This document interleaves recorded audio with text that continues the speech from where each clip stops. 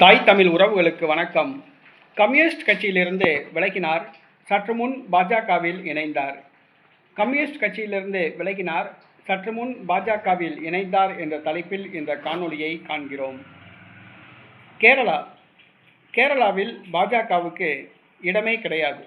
அங்கு காங்கிரஸ், கம்யூனிஸ்ட் கட்சி மாறி மாறி ஆட்சி செய்து வருகின்றன. தற்பொழுது பாஜக காலூன்ற ஆரம்பித்துள்ளது. நடைபெற்று முடிந்த உள்ளாட்சி தேர்தலில் திருவனந்தபுரம் மாநகராட்சியை பாஜக கைப்பற்றியது. தற்பொழுது வருகிற சட்டசபை தேர்தலில் குறைந்தது 10 இடங்களில் வெற்றி பெற வேண்டும் என்று பாஜக களத்தில் இறங்கியுள்ளது. இந்த சூழ்நிலையில் ஆளும் கம்யூனிஸ்ட் கூட்டணியை சார்ந்த ஒரு சட்டமன்ற உறுப்பினர் கம்யூனிஸ்ட் கட்சியிலிருந்து விலகியுள்ளார்.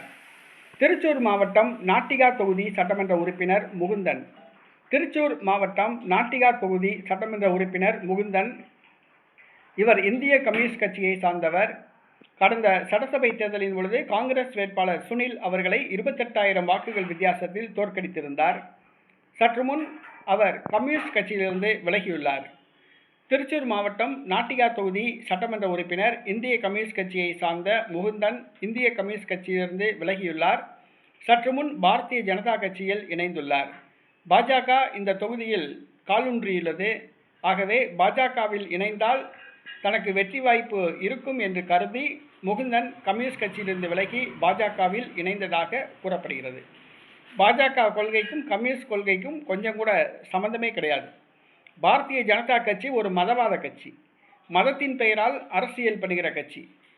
மத கலவரங்கள் நடைபெறணும், கொலைகள் நடைபெறணும், நாடே பற்றி எரியணும், தான் மட்டும் அரசியல் ஆதாயம் அடையணும் அப்படிங்கிற ஒரு எண்ணம் உள்ள கட்சி.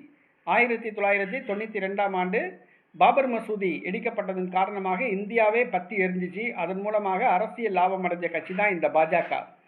ஆனால் கம்யூனிஸ்ட் கட்சி அதுக்கு நேர்மாறானது. மதச்சார்பற்ற கட்சி, இடதுசாரி கட்சி. இன்றைக்கி மதச்சார்புள்ள ஒரு கட்சியில் போய் இன்றைக்கி கம்யூனிஸ்ட் கட்சி சட்டமன்ற உறுப்பினர் போய் இணைஞ்சிருக்காருன்னா அவர் இத்தனை நாள் கம்யூனிஸ்ட் கட்சியில் என்ன கொள்கையோடு அவர் இருந்தார்? இடதுசாரி கொள்கையோடு இருந்தவர், மதச்சார்பற்ற கொள்கையோடு இருந்தவர் இன்றைக்கி அதை தூக்கி போட்டுட்டு இன்றைக்கி மதச்சார்புள்ள ஒரு கட்சியில் போய் இணைஞ்சிருக்காருன்னா அவர் இத்தனை நாள் அவர் என்ன அர்த்தம்? வேஷம் போட்டுட்டு இருந்திருக்காரு. அதான் உண்மை.